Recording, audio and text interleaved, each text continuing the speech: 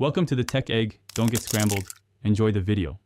You begin by confirming the core facts: your test date, venue, and booking reference number. This lets you move quickly. Next, check the cancellation deadline. Many centers only refund if you cancel at least 5 weeks before the test, so act now if you're close. Finally, gather your ID and payment receipt.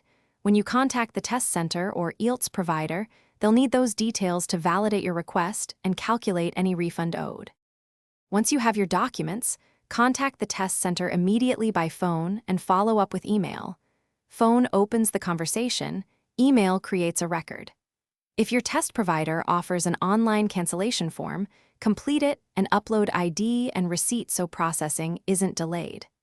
Make sure to request written confirmation of cancellation and an estimated refund timeline. That reduces disputes and gives you concrete dates to follow up if funds don't arrive when expected. After confirmation, monitor your bank or card for the refund within the provider's stated timeline. Processing can take 7-21 days or longer depending on banks. If the refund is delayed, escalate.